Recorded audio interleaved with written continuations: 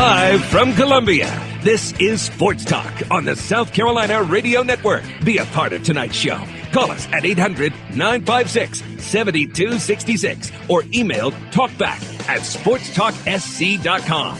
Now, here are your hosts for Sports Talk, Phil Kornbluth, Kevin McCrary, and Tom Hayes. Once we get back going in summer one, he'll be able to do all the skill drill stuff. Obviously, we're not tackling people or having football practice in the summer, but we are doing skills drills, and he'll be able to do all that stuff. It's going good.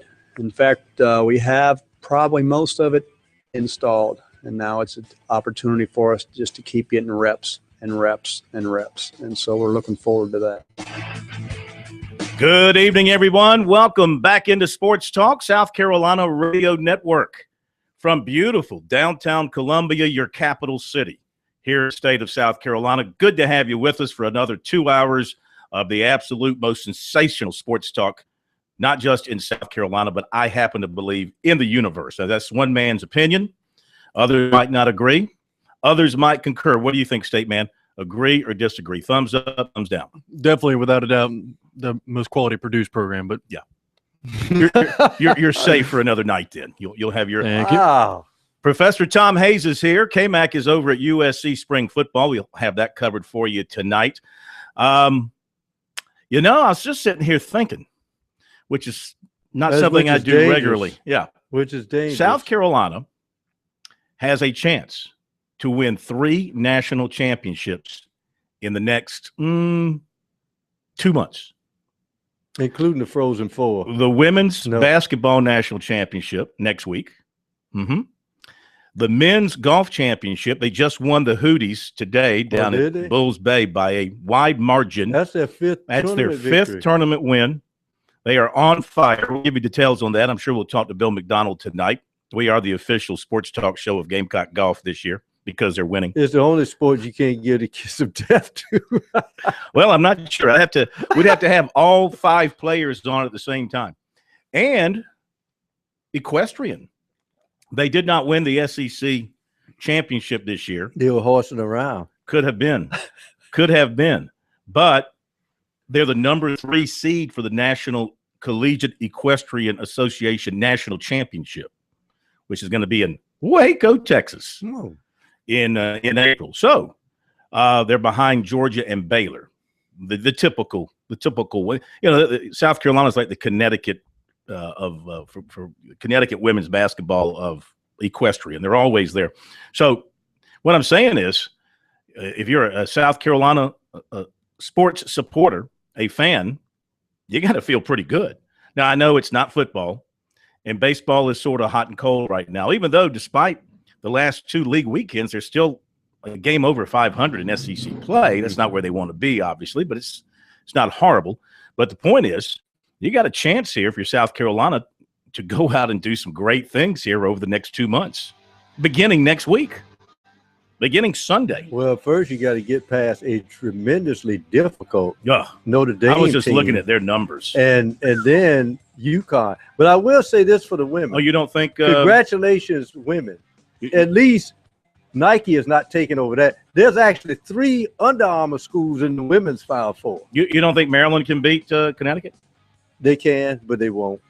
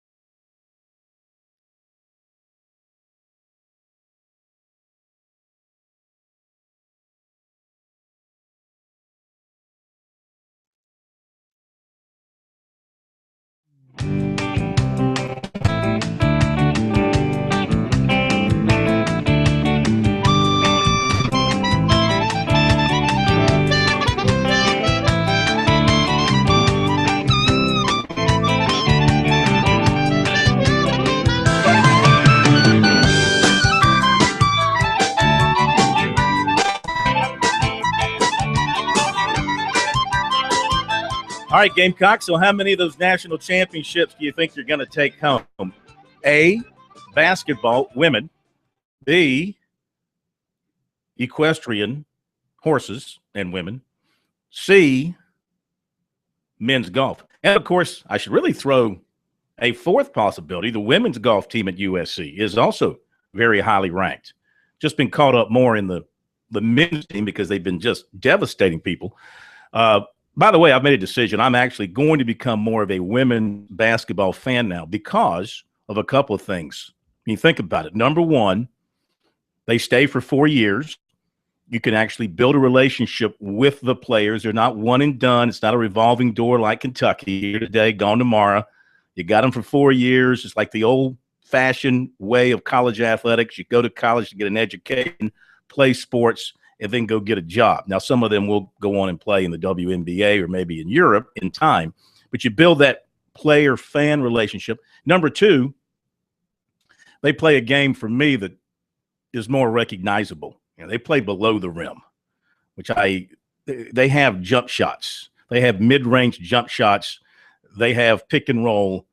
They have great passing, good layup. They play a normal person's game, all right? They're not playing up there in the clouds like in the NBA and men's basketball. So I like the women's game now. No, well, you got to play both. And just to negate some of the things you said, first of all, one of the reasons Kentucky is in this Final Four is they've actually had guys to stay more than 4 years. Let's the men's Final Four. Yeah, there's only one Final Four as far as I'm concerned, okay?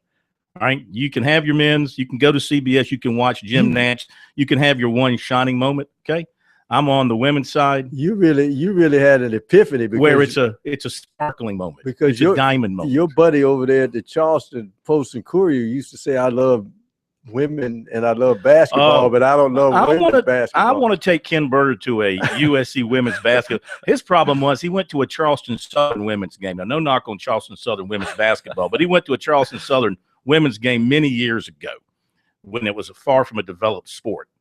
And he got a bad image of the game. It's a long, long way from that now. You watch Notre Dame, I was looking at their numbers.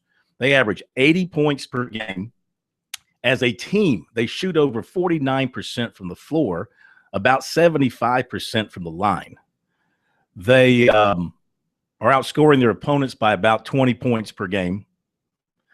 This will be, they've beaten Florida State twice, and South Carolina just beat Florida State. This will be a very, very difficult assignment, but I'm sure Notre Dame is going to look at South Carolina and think it's a very difficult assignment. And of course, Notre Dame for years was the foil to Connecticut when they both were in the Big East. If Connecticut even came close to losing or did lose, it was Notre Dame that got them. So those two teams are really – I know UConn is a brand, but I got to feel long-term, and I know for the women it's a little bit different, but I got to feel that now that they're not in the Big East and that All-America, down the road, that recruiting might just kind of fall off. I don't know. Do people go to Connecticut because of the conference or because of Geno and the chance to play for a national championship every year? But then again, why would you go to a conference where you don't even get remotely challenged the whole year? You just have to wait for the tournament. Well, that's fine and good by those folks. What was I going to say? We are going to tonight. Of course, we've got coverage of USC spring football for you coming up. Rick Barnes introduced at Tennessee today. Yes. We'll have a few comments from him coming up here for you shortly. Bottom of the hour, we're hoping to talk to P.J. Dozier, who's in the McDonald's game. Now, he just finished up with a scrimmage, and they've got a ring ceremony. They're an hour behind us. They've got a ring ceremony at 7 o'clock Eastern, 6 o'clock Central. They're in Chicago. We can hook up with him. We've got his dad on standby, Perry, who's in Chicago, and he'll be interesting to talk to because he's watching his son and he's watching his daughter, Asia, play for the USC women. And, of course, she hit the 4 free throws the other day. Yeah. Oh, big time. I asked Perry today. I said, that had to be Terry teaching her to hit those free throws in the clutch. Certainly you didn't teach her. Well, he wasn't looking. He couldn't look. He said, did she make them? Okay, fine, I can look. All right, we got all that coming up for you and more. If you want to jump on board, 800-956-7266. So 4 potential national championships out there for USC. How many will they win? What do you think? And are you excited about the possibilities, or do you only care about football? I mean, is that that can't be the only thing. I mean, winning in football is great, but your school spends millions of dollars more on other sports. And in the case of South Carolina right now, they are excelling in several different areas. Let me update some of the news stories of the day of interest to all of us.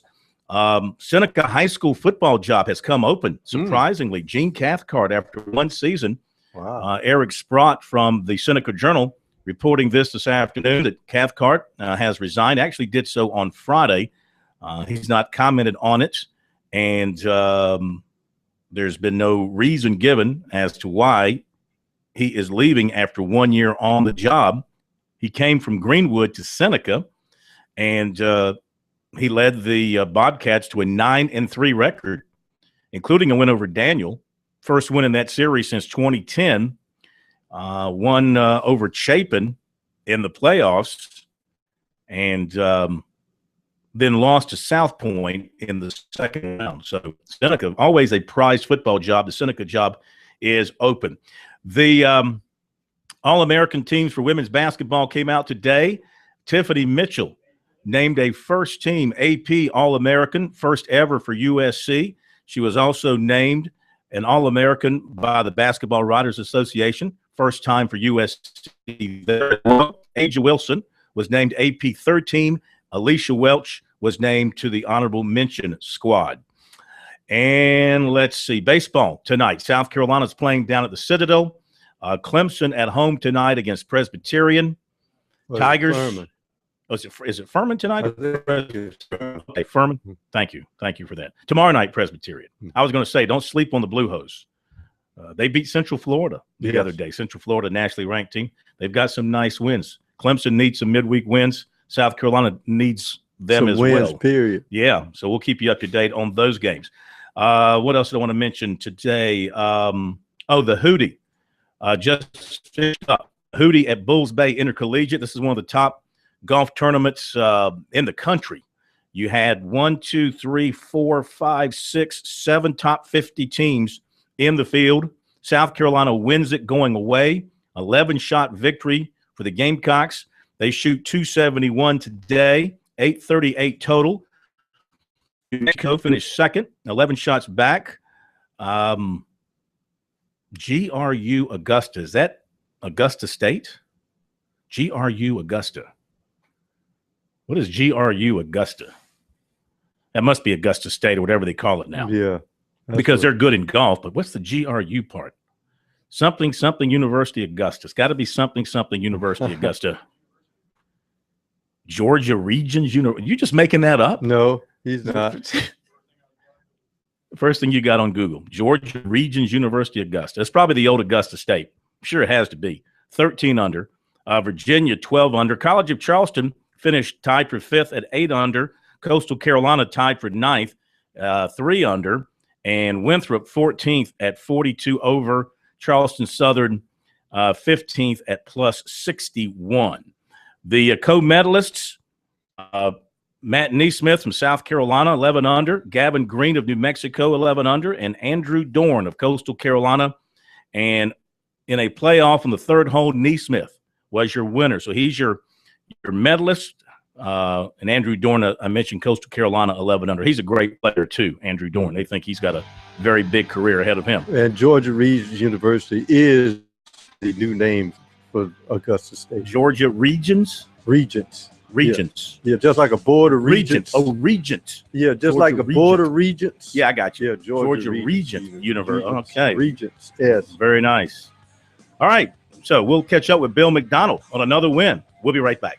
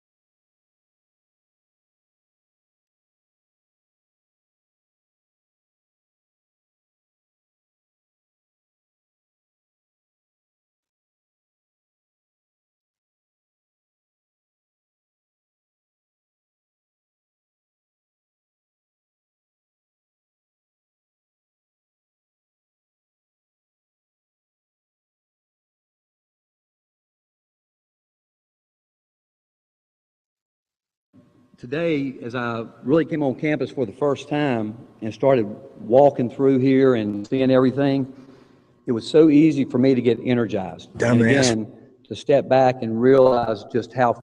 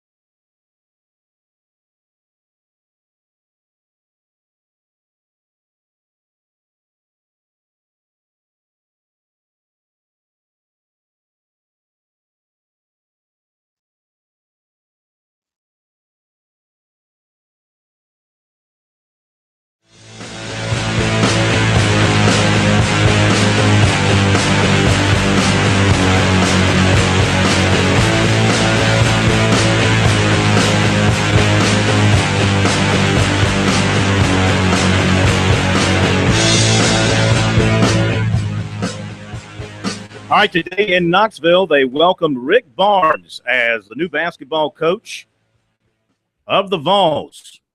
Rick Barnes, 60 years old, Hickory, North Carolina native.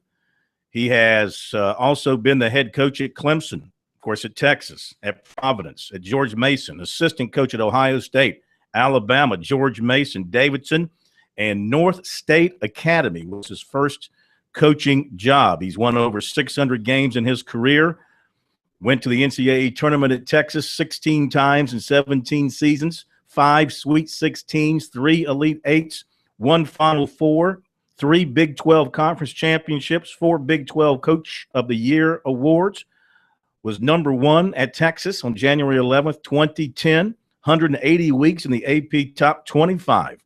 All kind of great stuff he did there at Clemson. It went to the NCAA Sweet 16 in 1997, earned a program best number 2 national ranking in 1997. Here's a little bit of what he had to say after being introduced to the good folks on Rocky Top. today, as I really came on campus for the first time and started walking through here and seeing everything, it was so easy for me to get energized. And again, to step back and realize just how fortunate and how blessed I am to have this opportunity. As we went through the facilities and everyone, there's that feeling about, I know the one Tennessee, you can feel it.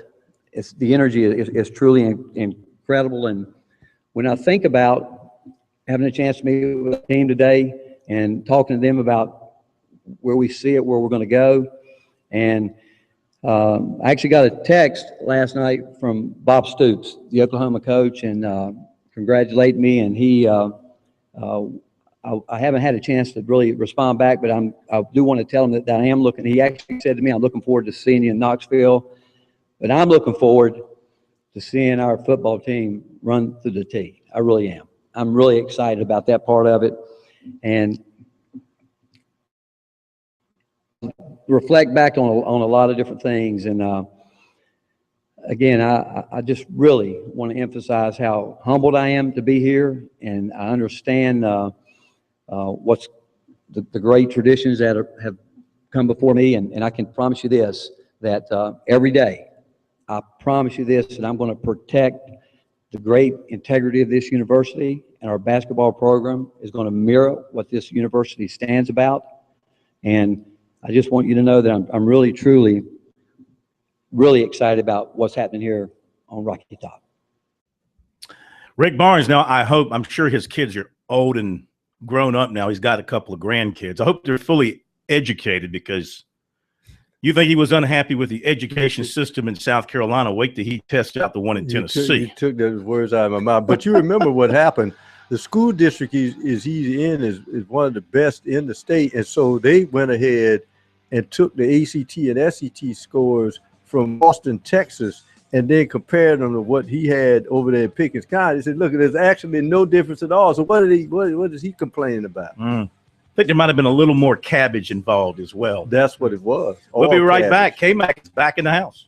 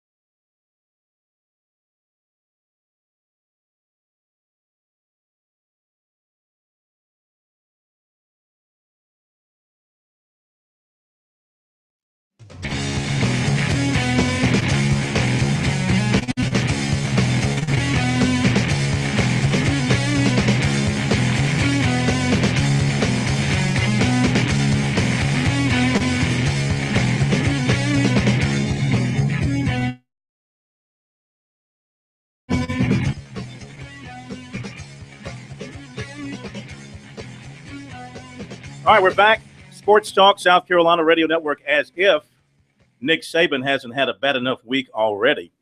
Comes news that Alabama running back Tyron Jones has been arrested on a marijuana charge.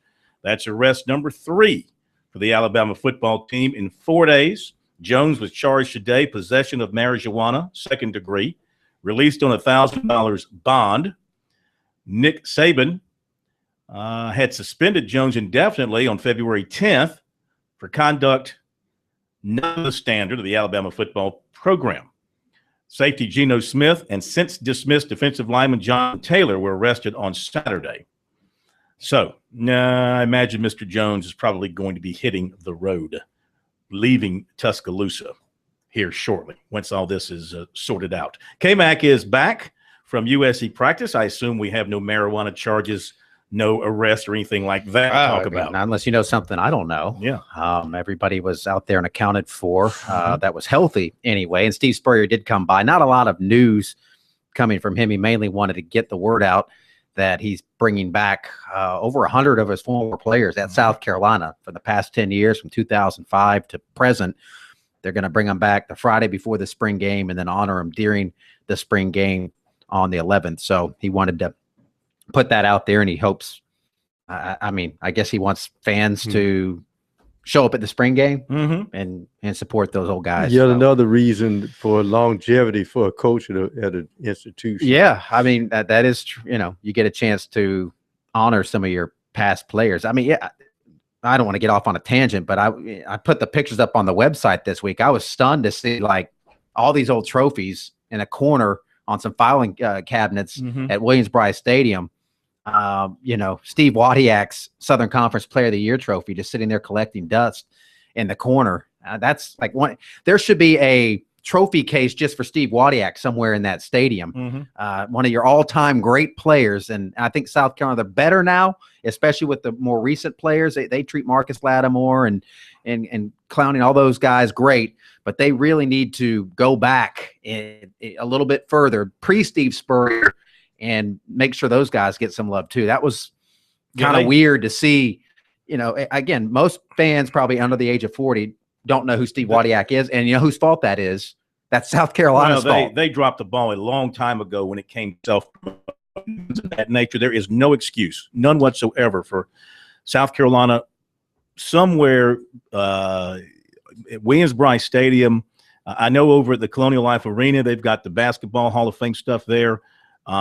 But is there any central location at Williams-Brice Stadium where you can go and view all the trophies and memorabilia and retired jerseys and whatever honors they've accumulated over the decades? Pictures, you go upstairs to up in the coach's meeting room area. What's that back wing area called? Above the weight room where we do interviews and stuff sometimes. You got a bowl trophy sitting in there. That's where they used to keep what was known as the Hardee's Trophy. It's now going to be called the Palmetto Cup. But that old doorstop trophy that they had, you used to hang out. I mean, it was stuff just spread all over the place. So, yeah, for all the great things they've done, they've dropped the ball on that. I think Ray Tanner is certainly aware of that fact and has in his mind an idea, some sort of Hall of Fame area to put all this stuff. Yeah. So let him know where the Wadiak trophy is so he can go get it and put it in there.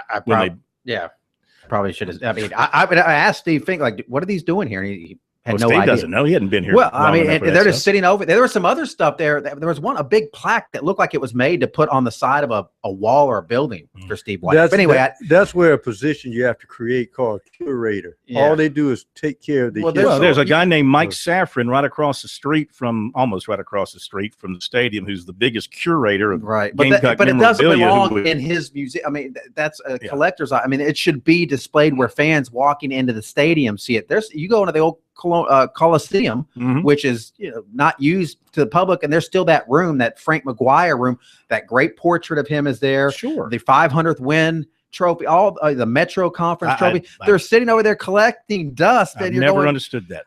But anyway, the quarterbacks today, Connor Mitch threw the ball around pretty good. Spurrier said the defense had the better of the 11-on-11 for the most part.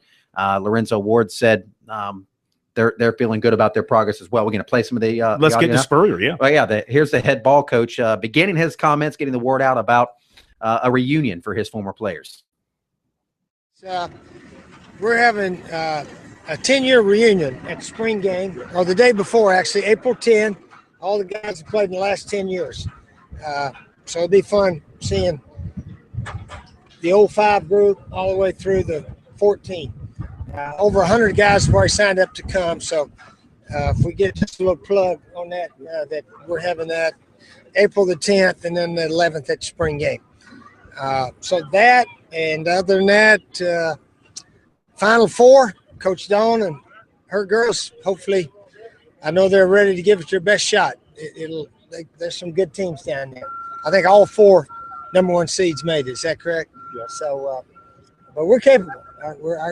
Our women are very capable, so it should be a heck of a game, and I'm looking forward to being there Sunday night. And then hopefully Tuesday night. Sunday night first. Yeah. How'd the quarterbacks do in this? They threw the ball pretty well in just our team period. In this period, our protection broke down a little bit. It wasn't very good. But anyway, yeah, defense the best of the offense in the no-huddle drill today. Anything else surprise you? No, not really. Not really.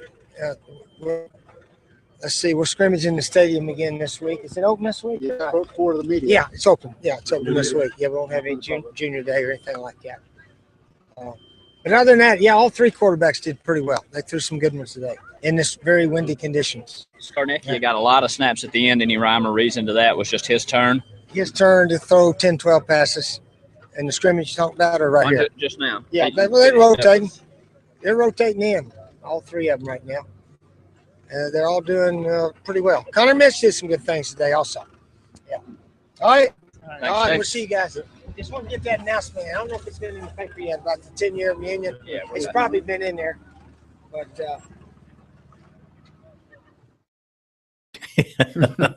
All right, Spurrier. And what about Whammy? Yeah, let's get to some Whammy, who came over and talked some defense with us today. All right, Lorenzo Ward, USC's co-defensive coordinator.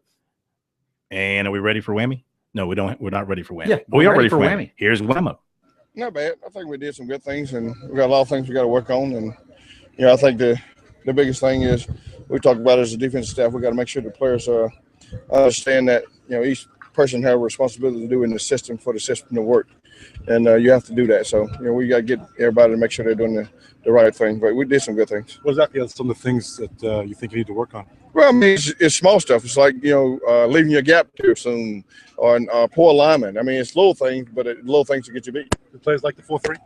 Well, when we play 4-3, when you play all these one-back teams, you're going to be in the 4-2-5. But, 3 is good for us. So now we got 3 true linebackers on the field when we play against a team with 2 backs. You got 9 practices in, 6 to go. How would you assess the entire defense, the way they played the first third way through practice? We made some progress again, but like I said, we got a long way to go. We're not close to where we need to be to be successful in this conference. But I think the guys has grasped for the most part everything that we're doing in the new system. Now it's just time to fine tune it. We're not going to put anything else new in.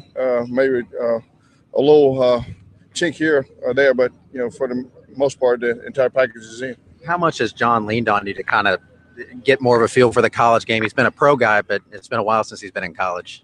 I think John understands the game of football, and whether you're in the pros or college, there's some differences, and there's some things that you have to come to me about. But I think he understands overall the game, and bottom line is stopping offenses, and there's a little different style of offense here in college football than in pro, but that's what myself, Coach Adams, and Coach Blackers in the room for.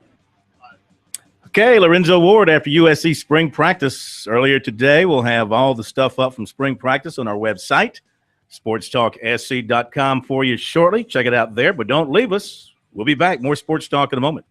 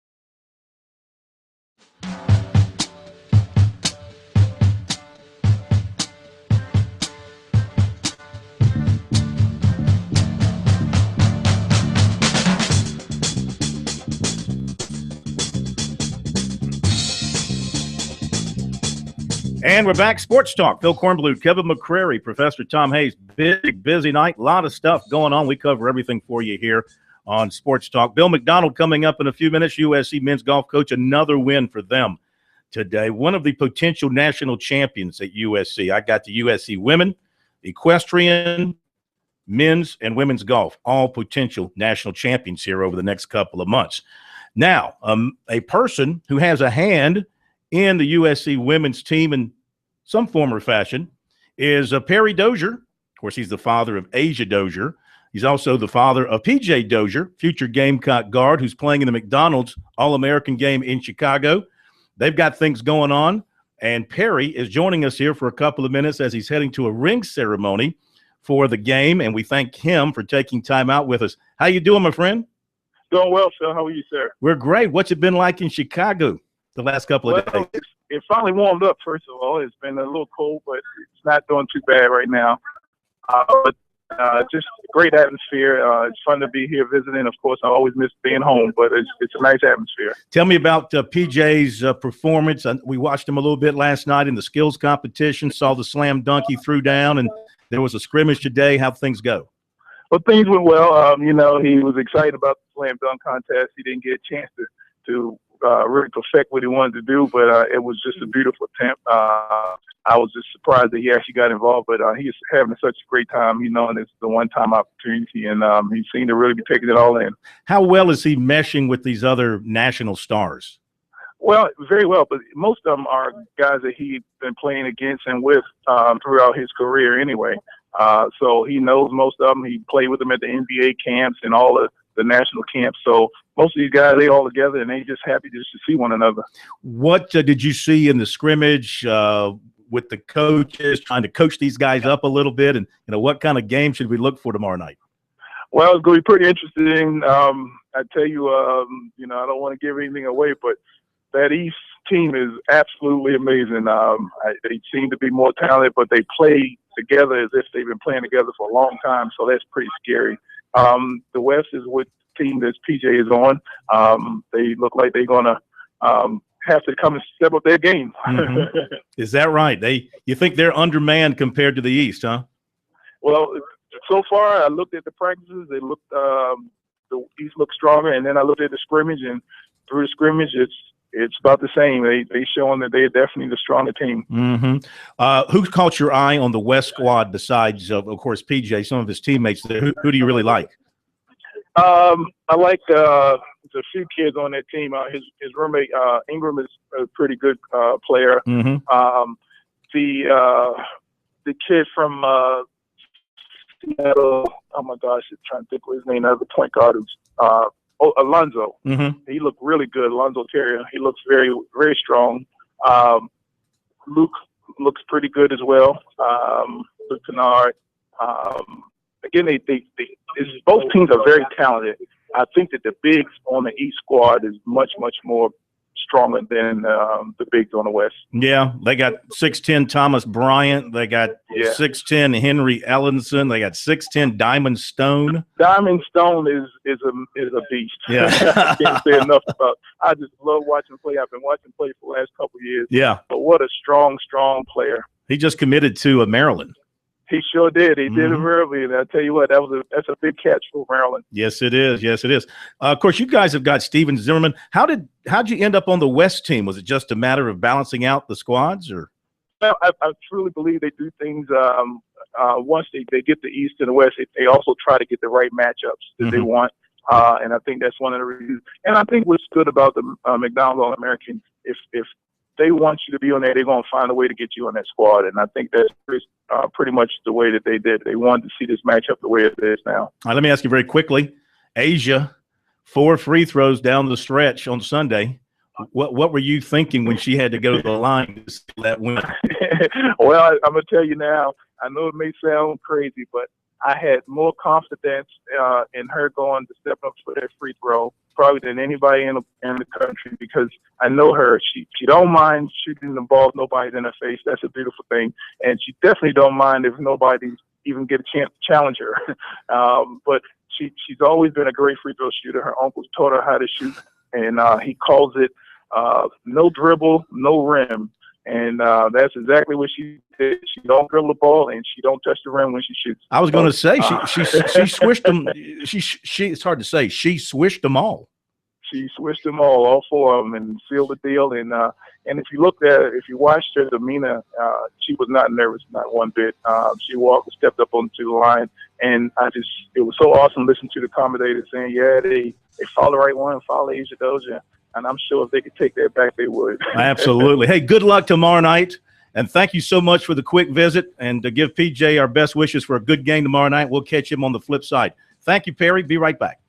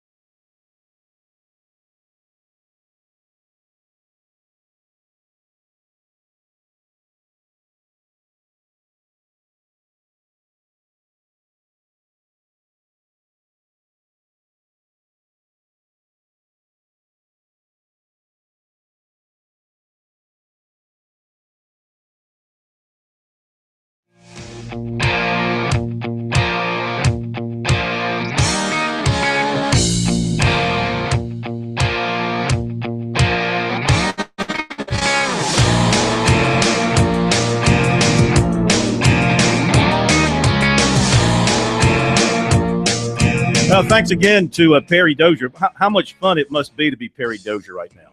Having your son in McDonald's game, your daughter playing for a national championship. You're skipping from one part of the country to the next. I'm sure they were in Greensboro, then Chicago. They got to go down to Tampa. You got to be loving it. If you're the Dozier family, wish them all the best. To recruiting, offensive lineman Clark, 6'6", 273, Woodbury Forest, Virginia. One of the nation's most sought-after offensive linemen. He's coming down the stretch. Clemson, USC, both major players, according to his coach. He visited both schools earlier this month. Both figure to be on his list when he makes his decision known, and that will be on May 21st, the last day of spring practice at his school. This according to his coach, Clint Alexander, who said that he had a great visit down at Clemson. Real excited there, really liked the coaching staff. He said, I'm sure they're one of his top schools at South Carolina. Great business program. He said that's key because he's a big-time student. He wants to major in business. And he said that Yarborough has talked to him at length about the business school at South Carolina. He's also been to Virginia, Virginia Tech, Duke, Penn State, Boston College, Michigan, and others. And he'll visit Stanford this weekend. He's taking his mom around because she couldn't get to the visits in the fall. Interesting, he's from New Jersey, but he moved to his grandparents' home in Charlottesville after Hurricane Sandy destroyed his home. That could be a key factor because Virginia's, of course, strongly in the mix. Grandparents live in Charlottesville, et cetera. Big-time offensive lineman. Another one, offensive lineman Branton Autry, 6'4", 320, Coffeyville Junior College, Kansas. USC giving him a lot of interest. And when he gets around to setting up officials this summer and fall, he thinks that he'll take one with the Gamecocks. He talks a lot to Sean Elliott. They want him to be a part of the team. He also has offers from Arizona State, Florida, Arkansas, Missouri, Ole Miss, Southern Miss, Oklahoma, Arkansas State. He's not taken any visits so far. He's a native of Mobile, Alabama, on track to graduate in December, 3 to play 2. 2017 receiver Trey Blunt plans to be at Clemson's practice tomorrow. He's from Georgia. 2017 athlete Zay Brown from Athens plans to be at USC this weekend to watch practice. Virginia Tech commitment defensive back Troy Pride from Greer plans to be at USC Friday. Receiver J.T. Cawthon, 2017 guy from Waxhaw, North Carolina, is going to be at USC on April 6th, Clemson on the 8th, and Georgia on the 11th.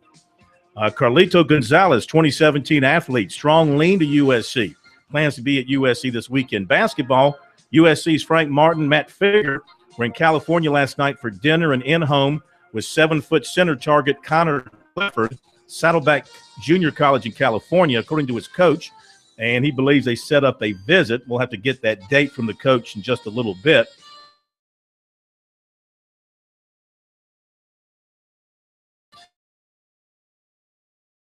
Visits Arizona. The Citadel got a commitment from forward Connor Schrader from Virginia. Top of the hour break. We'll be back.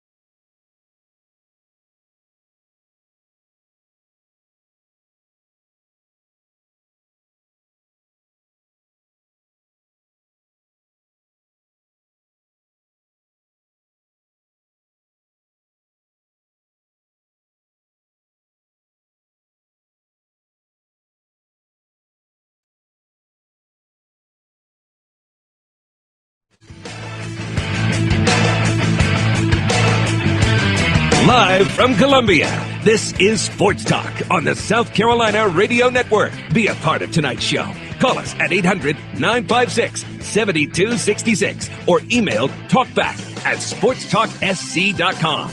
Now, here are your hosts for Sports Talk, Phil Kornbluth, Kevin McCrary, and Tom Hayes.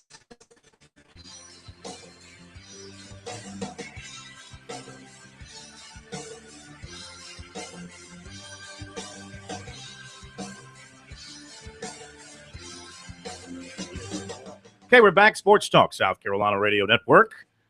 Baseball underway at Doug Kingsmore Stadium. They're in the bottom of the second.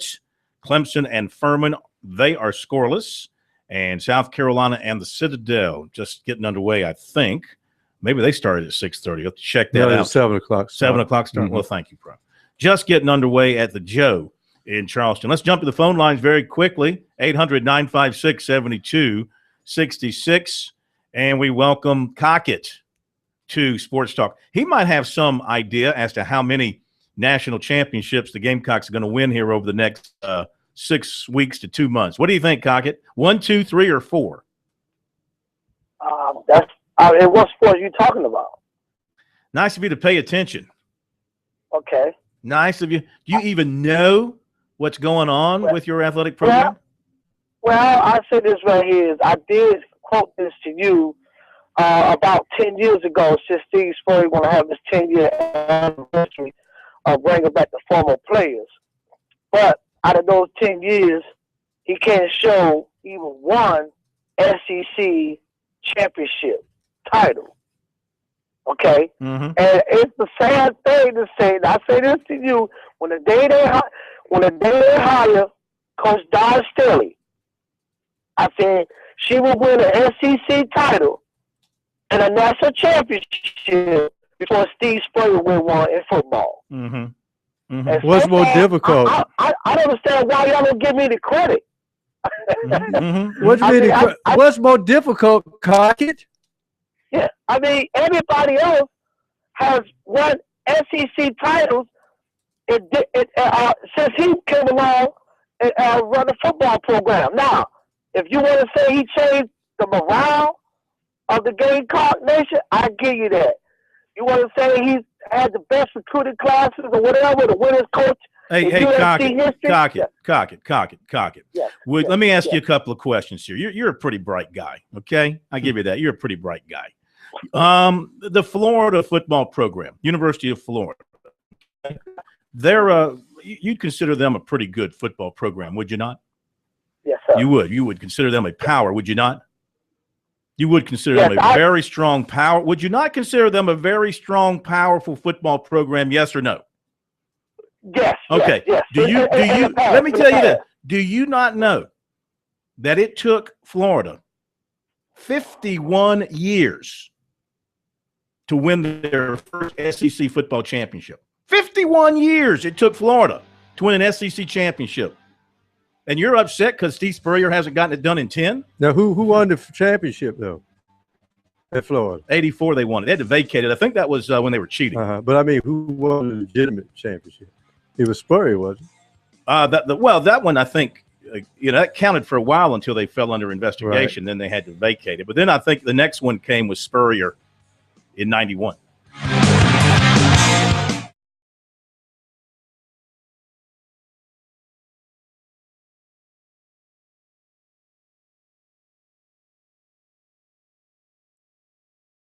Dumbass.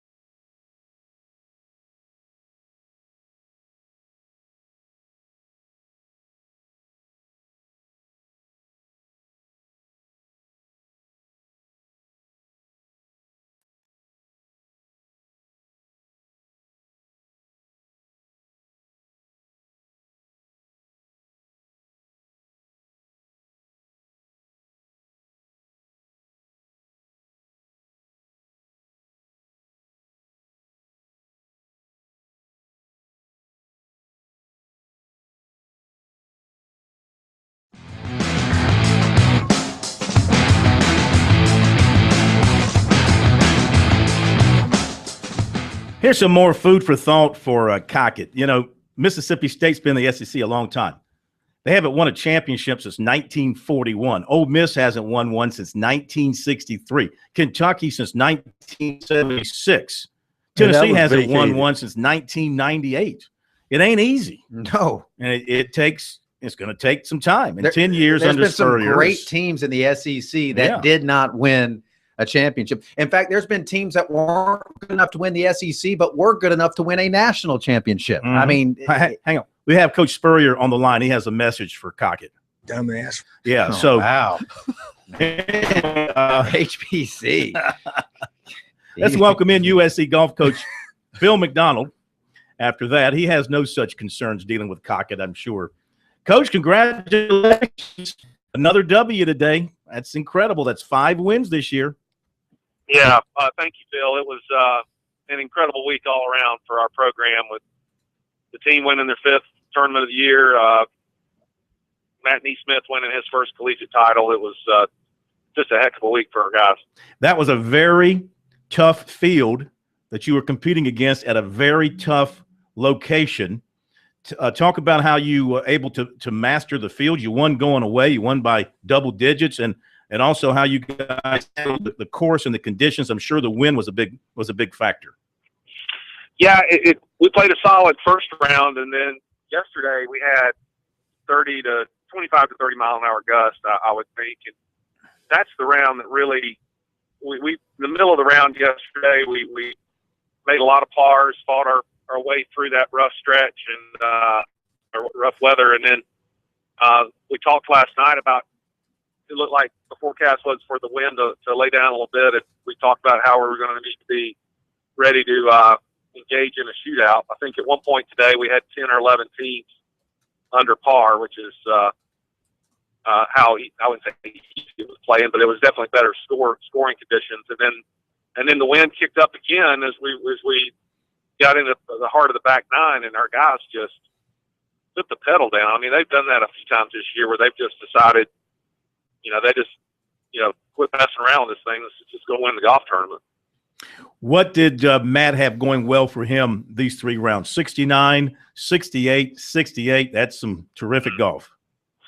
It really, it is. He finally started making some putts. He's been striking the ball real well all spring, really the entire year. But he made those putts that you have to make to keep rounds going for par, and then was able to convert some good birdie putts. And he's given himself so many chances that he's been a little bit frustrated this spring with his putter, and it was nice to see if you go in for him. And he made a clutch 15-footer on the last hole to send it into a playoff, and then on the third hole, a 5-footer to win. So great stuff from him. Well, obviously this bodes well for you guys moving forward. SEC championships coming up next, and over there in Georgia, a couple of weeks away. You got to feel good about your chances. I do. I mean, I think we spoke a few weeks ago after our first event of the spring. I really like this team, and the thing that's been the most impressive about them is they haven't been giving up shots late in rounds. They seem to really embrace the opportunity to compete down the stretch in a golf tournament. And as a coach, I can't ask for much more than that. I would just hope that we can continue that same type of play in the postseason and a conference. Yeah. So looking ahead, SEC championship, then regional, and then NCAA. The way things are going to line up for you guys, what's going to be the best case scenario? What regional will fit you guys the best? And then, of course, tell us about where the national championship is going to be. The national championship is going to be at Concession down in Florida near Bradenton. The regionals, I don't really look at that until it gets that time, and you can drive yourself nuts with 6 regional sites thinking about all the different scenarios. Our goal right now is we're really focusing on the SEC championship. I mean, obviously winning the Hootie was a big regular season accomplishment for us. We've never done that, and we've accomplished and surpassed some of the goals that we put in place for the regular season. But the guys need about a week off to to rest up and get ready for making obviously we want to make a run at SECs, and that's what we're focused on now. Was Darius there or any other members of the band? Did you get to hang out with them? Yeah, they played their concert on Saturday night. They sounded great. They were so good. And then Mark Bryan is on his honeymoon, and Darius was traveling. I think he had to do the Today Show yesterday, or I just said he was in New York. So they missed out on the seeing us win here a little while ago. But they were very fired up about us Saturday night and congratulating us on the year we've had so far. So they were keeping up with us, which is pretty cool. Could you have imagined at the beginning of the year 5 trophies? Now that the regular season's over, could you imagine 5 trophies? Not really. I mean, you just don't win a whole lot in our sport. I mean, some of the elite programs, Alabama and Cal, they went on runs there for a couple of years where they were winning just about everything. But most of us regular guys, we might win a tournament here or there, but this has really turned into a special year. And I wouldn't say I'm surprised that they played well. They're a really talented group, but to be able to handle the pressure and the fields that we're playing and to have things go your way that many times is it's a combination of good fortune and them just really playing some great golf. Okay, you were number 5 going into this tournament nationally with another win. Could you jump to number 1, or is that too far? Well, I mean, what we're really wanting, we would like to be a number 1 seed at regionals. I mean, kind of get back to some of your questions about postseason. I think that is the goal that we have, and I think if we play well at conference, maybe finish in the top 2 or 3 there, or win it, obviously, that we could get a number 1 seed, and that would be the first for our program. And that's, I think that's within our sights if we play well in a couple of weeks. What's the advantage of a number 1 seed? you get a better tee time. That's about all that we do for our number 1 seeds. But it can make a big difference if you're first off in a morning wave, and you might get less wind. Mm-hmm. Typically that's what they do, and it can be a huge advantage, especially if you're playing somewhere that is known for its wind, like just what we did this past week at Bulls Bay. Well, I tell you what, it's been a heck of a year. Women's team's playing extremely well, too. I was saying earlier in the show, I think there's 4 national championships hanging out there for USC sports now. You got, of course, women's basketball. You got equestrian, number 3 seed in the national tournament. Got you guys, and you got women's golf. I'm not including the track because you got individual championships and all that there. But you got 4 team national championships hanging out there for the grabbing by USC sports teams. Yeah, we've had some programs really competing at a high level, and really across the department. We got some good things going on there for sure. Well, we congratulate you once again. 5 wins is fantastic, and good luck SEC championships. We'll be talking to you when that rolls around, and look forward to seeing you soon. Okay, Phil, thank you so much for having me. You got it, sir. Bill McDonald, coach of USC men's golf. Again, they win the Hootie, one of the best college golf tournaments around. It's one that you want to win if you're a college golf team. First time they've won it, and they win with a total of 838, 11 shots clear of New Mexico. GRU Augusta. That's my new name for it, GRU. What does that stand for again? Something Georgia Regents? Regents University. It's when they combine Augusta State with the Medical College of Georgia. Gotcha. GRU Augusta, 851. Virginia finished 4th, and College of Charleston finished in a tie for 5th with Auburn. So there you go. Appreciate Coach being on. And this team's got a real good chance to win it all, but it's golf. You never know. You're riding high one day, shot down the next. Believe me, I know what it's all about. Playing high-level golf. Okay. Hard to bring it every day, K-Mac. Hard to bring it every day. It is. You got to continue to step up. Yeah, it's tough. Reach down deep. Sometimes you just don't have – you can't get that picture of the golf course in your mind that fits your eye. Getting the course that fits your eye is very important. Be right back.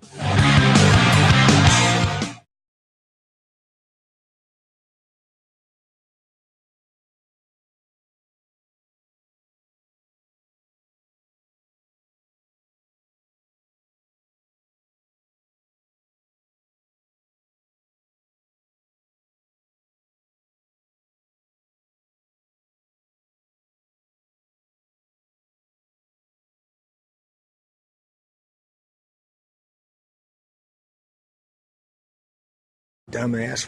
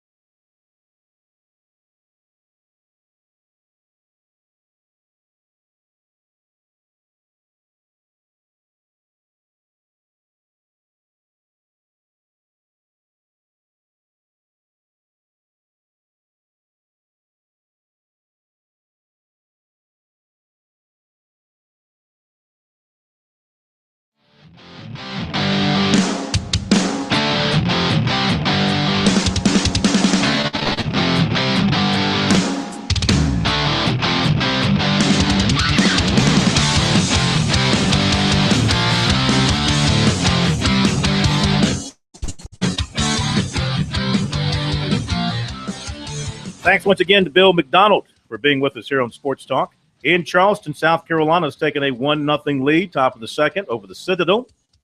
Gamecocks scored their run on a triple by Caldwell and a sacrifice fly by Madison Stokes, who's playing third base. Chad Holbrook changing up the lineup a little bit in that he's got Harrington as the DH tonight. He's got Stokes at third base. Taylor is catching tonight. Connor Bright's over in right field batting last. He started off the season red hot in a funk. In fact, the number of Gamecocks, they're getting nothing offensively from their third baseman so far. Schrock is, after a slow start, starting to come around for him. He's got a hit tonight. He's batting in the 240s. But, I mean, that kid, I know he's had some injuries. That has to be taken into consideration. But he's got to be a guy sitting well above 300 and with some power. They've got to have him doing that. If you're not getting any power from your third baseman, you got to find it somewhere else. They're getting it from their first baseman. Third base is traditionally a power hitting spot, and they're getting nothing from Stokes or Arendis. Some people say left field is another place where you get power from. Yeah, well, they've gotten a little bit there from Caldwell when he's in left or when he's in right.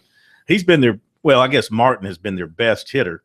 Martin's been terrific, but Caldwell has been extremely good so far. And Cone's been good. Cone's been getting on base. But, you know, right now the defense has been porous at times. They don't have consistent offense throughout their lineup. They're walking too many guys on the mound. Yet, you know, there's no reason to panic. They're still, 18 and 9, I think, 5-4. 5-4 in the SEC. Let's face it. They made, when that stadium first opened, and just prior to it, they were making some miraculous comebacks with some timely hitting. And let's face it, you know, you hate to say it, but sometimes that old pendulum swings the other way, and those extra inning games they used to pull out now going into the other direction. But if you look at it overall, of course, there's still a lot of season to go. And some of these young guys will stop pressing and just swing naturally like they usually do, and then the hits will come. Mm-hmm. But I don't think being 5-4 in the SEC early is nothing to panic about. No. Of course, they've got 3 games coming up at Mississippi State, which That'll is be tough. Always going to test you. In fact, as I take a look at the SEC standings right now, South Carolina at 5-4 in a 3-way tie for third. They're only a game behind Missouri. Vandy 7-2, Missouri 6-3, Florida, Georgia, USC 5-4. But the Gamecocks lose tiebreakers to Georgia and Missouri. Mm-hmm. Texas A&M 7-2 in the West. LSU's only 5-4. Mm-hmm. out west. They're the only two teams in league play above 500 in the West. In the ACC, Louisville 11-1, Florida State 9-3, NC State 6-5, Wake 6-6, and Clemson 5-7 in fifth.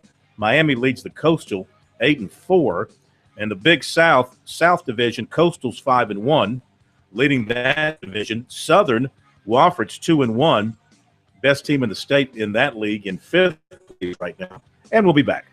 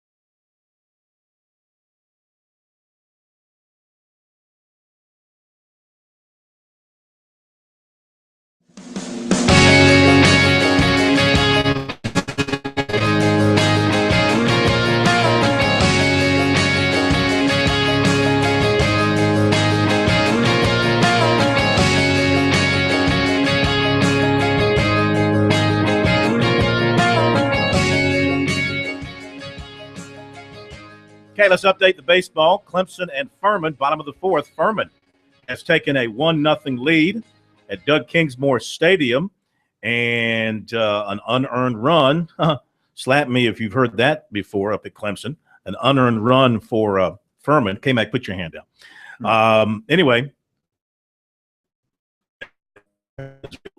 earned run in the top of the fourth. So they lead at 1-0. They're now playing in the bottom of the fourth there. South Carolina and Citadel still 1-0 as they're playing in the top of the third. Gamecocks have a runner on first base. Time now to talk some NASCAR. And we welcome in Chip Wild, president of Darlington Raceway, to Sports Talk after the Martinsville weekend. And before we talk about the result, the news today about the 31 team, Chip. Of course, Tuesday is penalty day from NASCAR. Apparently, they were doing something with the tires. They got caught, and they're getting hammered. The crew chief is fined $125,000, suspended for the next 6 races. Ryan Newman loses 75 championship points. So what do you think about this issue? 75 points is a huge deal. You know, the money is certainly a big number, but basically you're talking about almost 2 full races that really equates to him not ever competing in. That's a big deal.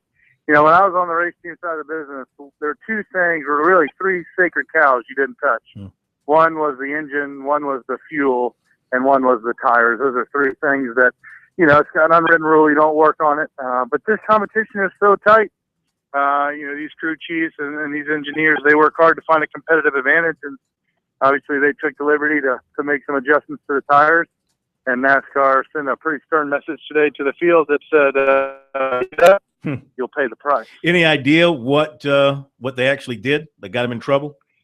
You know, I heard they're punching holes in the tires, letting them bleed out during the run. To be honest, I'm not up to speed on exactly what the infraction was, but you know, I just know that that's one thing that we always talk about on the racing side. We'll work on the gray areas. That's what the crew gets paid to do. Yeah. You know, they really focus on trying to get that competitive advantage in the gray areas, but tires were always off limits, and obviously that's something that they worked on and got caught. What would that do? What would punching tires and bleeding, would it make them softer or something? Is that what they were looking for? If you're doing that, is that what you're trying to achieve? Yeah, what you're trying to do is get, you know, the softer the tire, the more grip you have. So when the tire builds, it's going to lose grip, and it causes the car to slide. So I'm sure, you know, bleeding air out of the tires during a run to have more grip, maximum grip throughout the entire run. So it makes sense, you know, from a you know, a competition standpoint that that's what they were doing. But again, you know, they played by the rules, or they didn't play by the rules, and they got caught. So yeah. They now have to pay the price, and that's a huge penalty. That's one of the biggest ever levied in the sport. So I promise you, it sends a pretty stern message to the rest of the field that says, you mess with these tires, you're not going to be able to play for 6 or 8 weeks, and we're going to fine you a lot of money. All right, so Toyota comes back with a loud message. You know, people were talking about the lack of success by Toyota recently. They come back and they win at Martinsville. They've got 3 in the top 5. So a good showing by the Toyota teams. Joe Gibbs Company get a win with Denny Hamlin. Yeah, great win. And it wasn't like they lucked into it, you know. So they had a strong performance out of all of those Joe Gibbs Racing Toyotas throughout the entire weekend. Hamlin had a rocket ship, and it was one of those that if he didn't win, people were going to be shocked. Early in the race, he had a tire infraction, had to go to the back of the field, drove his way back up to the field. And at Martinsville, that's quite a feat. You know, it's a short track. It's a lot of beating and banging, and for him to be able to manage his equipment and get all the way back up to the front of the field and race for the victory, pretty fantastic. But the other Joe Gibbs Racing Toyotas were also strong. You look at Mac Kenda, had a great run. The 18 of David Reagan, subbing for Kyle Busch, had a great run. So, you know, hopefully that's signs of things to come for Toyota. I worked for a Toyota team for a number of years, and they have a ton of resource at their disposal. And it looks like that the teams are utilizing that, and it's good to see Toyota get back to victory lane. Let's talk about my favorite driver, Danica. 7th place finish for her. I think that's her best finish ever on this kind of a track. And her performance was outstanding. And I think from what I saw and what I heard, she earned every spot she got in the finishing line there. Yeah, you know, she didn't start off really well on Sunday. In fact, early in the race, it looked like she was going to go a lap down, but fought her way back They made it better. Danica continues to show progress. Martinsville is one of the hardest racetracks that we go to from a competition perspective. The competition is so close, and it's such a technical racetrack. It wouldn't be one that I put on the list, but she seems to have taken to it, and it's paying dividends. So, like I always say, when Danica has a good race, or when Danica shows well, it helps the sport. It grows the sport. She has a very dynamic fan base, and it helps us all when she excels. So excited to see her have some success, and hopefully that continues in Texas and down the road. Well, that leads to my next question. If the season were over today, the regular season, she'd be in the chase because right now she's number 16, and she would be in based on points. No wins yet, based on points. So how – and it's a long way to go. This is all, speculation. But, getting her in the chase, having her involved in that part of the season, how big would that be for NASCAR? It'd be huge. It would be big. I think a lot of people have been skeptical about her being in the Sprint Cup Series. I'm not one of those people. I think Danica deserves to be there. She's proven herself. And if you look at the schedule this year, we've had a super speedway, we've had some mile and a half, we've had a little over a mile racetracks, and then we've had a short track. And so she's had to do well at each and every one of those different styles of racetrack in order to be in the position she's in. So it's not like she's lucked into 16th so far. She's had a solid start to the season, and we want to see her continue to do that and make progress. I think as long as people are continuing to see her make progress, I think we're going to continue to see her around. It's when, she's going places 5th, 6th, 7th time, and she's not making significant progress. That's when people are going to say, okay, we need to look at moving in a different direction. One more piece of news from this week, the announcement from NASCAR that they are going to be using a different qualifying format at Talladega. Go ahead with that. Yeah, so obviously in Daytona it was kind of a bad deal when they got all the cars together for Daytona 500 qualifying, and had a couple cars wreck, and the drivers were very outspoken about, they didn't like the format. So NASCAR continues to evolve and change the rules to make sure that it accommodates everybody, including the drivers, but they focus on the fans. So it's going to be single car qualifying, but they're going to put basically two cars on the track at the same time on opposite ends. It's a 2.6 mile racetrack, so it'll be interesting to see. And then they'll take the top 12 and reverse order and race for the pole. I think it'll be interesting. But again, kudos to NASCAR for not just saying, hey, this is how we're doing it, continuing to look at the rules package and make sure that they're doing the best thing for both the competitors and the fans. And also, I think this eliminates drivers sitting on the sideline waiting for a particular time in qualifying before going out on the track. This is going to ensure that you're getting out on the track and getting your run in. Yeah, that's right. So, I mean, every driver is going to have to make a time, have to take a time around the track. So they're not waiting till the very end and hoping they beat the clock. Everybody's going to go back to single car qualifying for the Talladega race. I think it's a good move. We'll see. It's not as exciting for the fans, but it certainly keeps the competitors safe. And we'll see how it works and see. Very good. Off weekend for Easter. I know you're taking off on vacation, are you not?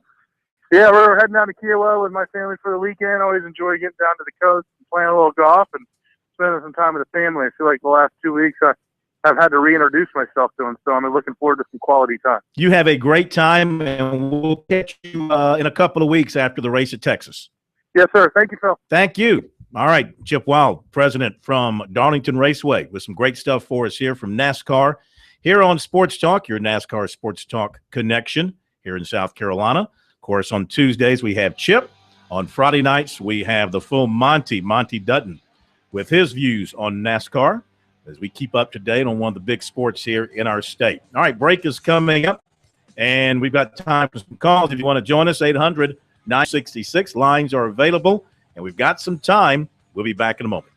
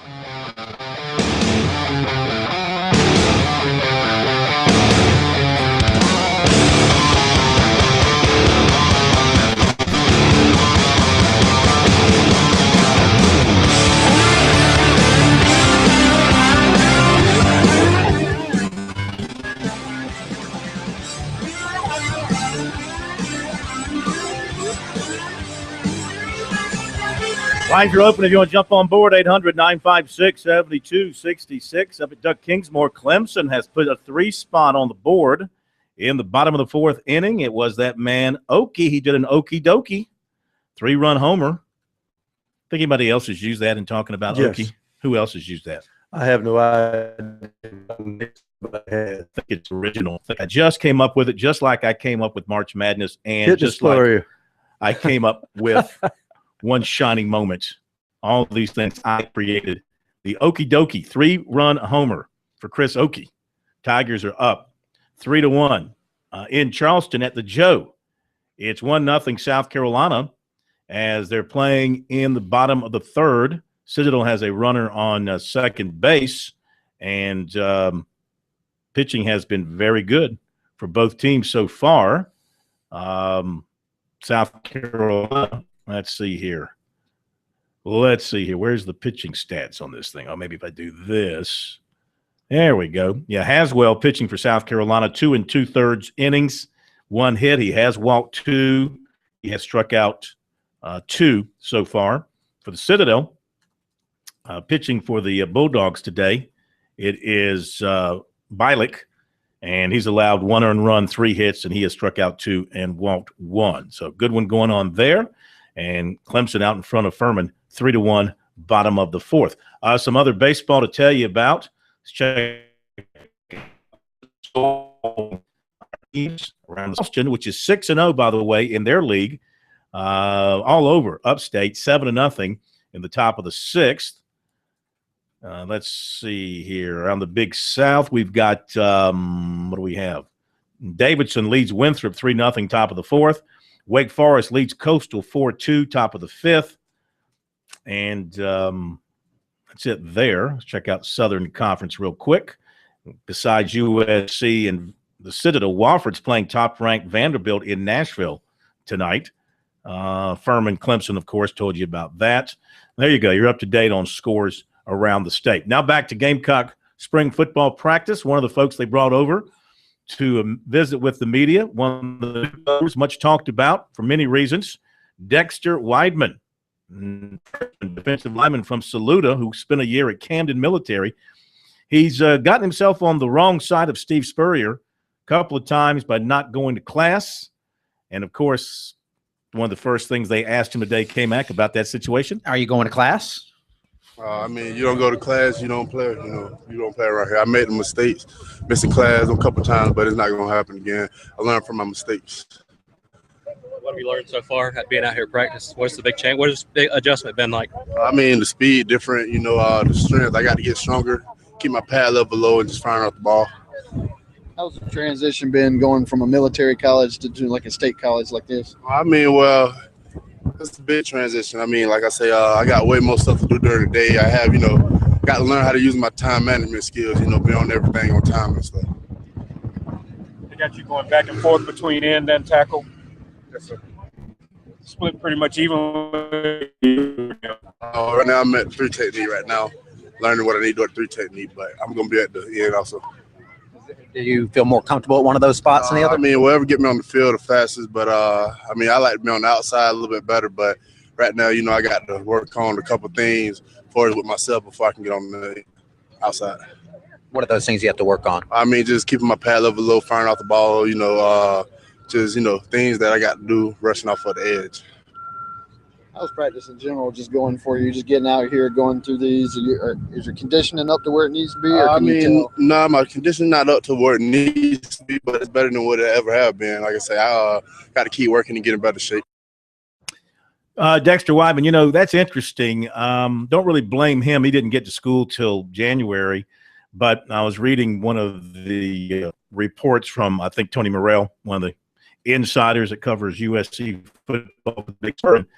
He was writing about, in his opinion, how out of shape and overweight some of the Gamecock linemen looked to him. And I'm thinking to myself, well, how can this be?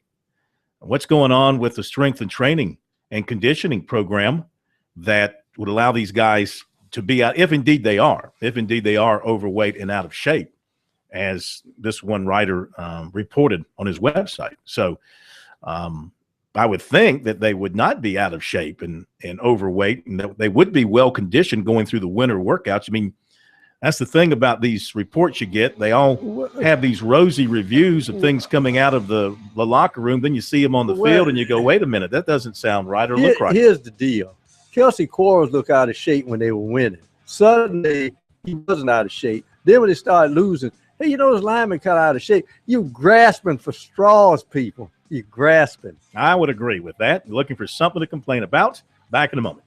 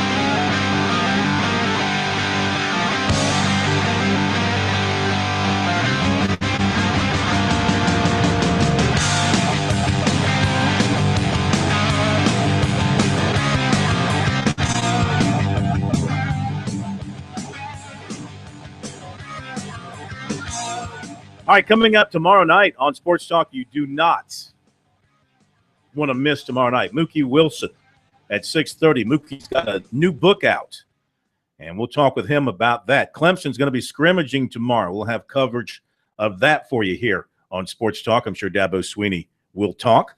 Dawn Staley and the other coaches in the women's Final Four, they'll be talking tomorrow. We'll have that covered for you as well. All of that for you tomorrow night on Sports Talk. So we look forward to bringing that to you on the program. Let's see. Wanted to mention some baseball around the SEC and ACC. Let me update what's happening in those two leagues tonight. Florida State playing tonight in Jacksonville. Florida State's up 3-1. That's in the fifth inning. And Samford is leading Auburn 1-0 in the third. Georgia Tech playing tonight. And is this the game in Atlanta? Are they playing this game at Turner Field? Remember, they play a game at Turner Field? They usually play one, but I thought they already did that. This game's on the SEC Network. Okay. Georgia Tech is up 3-0 in the bottom of the first there. Indiana beat Kentucky today 11-7. Elsewhere around the ACC tonight, let's see what we have. ACC, come to me. Where are you? There you go. Louisville leading Miami of Ohio 4-3. Wake Forest up on Coastal now 4-2. They're in the fifth. Duke leads Campbell 5-2 in the fourth. Connecticut beat Boston College 8-7. Is that a sign for the Connecticut women's basketball team? Might be. No. Notre Dame leads Eastern Michigan 4-0. Could that be a sign for them? Yes. Muffet McGraw's feeling good right now. She is. Muffet's ready to roll. Virginia Tech leads VMI 4-2. Bottom of the sixth. North Carolina leads Elon 4-1. Top of the third. NC State over Charlotte 4-2. Bottom of the fourth. And West Virginia leads Pittsburgh 3-0, top of the fourth. South Carolina still leading the Citadel 1-0, and they're in the top of the fourth. And bottom of the fifth, Clemson leading Furman 3-1. That, of course, tomorrow is South Carolina's Pro Day, which will be, if you're playing hooky, will be televised on the SEC network. K-Mac, I think, will be there at about 11 o'clock. Big. I will not be running the 40, though. I've decided not to. I'm not going to throw either. I guess the important thing is, you know what AJ can do. I think this is a key for Thompson to show that he can throw the football. I think this could be a big pro day for him because he's got the height, so he has to show that he can throw. By the way, NIT Temple 30, Miami 25 at the half. Just got a note from Corey Helms. So the NCAA for eligibility turned down. Says obviously bummed. That's not going to stop me from my goals. So that means he'll have another year to develop even more. So he will not be eligible to play at South Carolina this coming season. Getting that word from Corey Helms just a little while ago. That's the transfer from Wake Forest. That will do it for us tonight here on Sports Talk. Have yourselves a great night, and we'll see you right here tomorrow.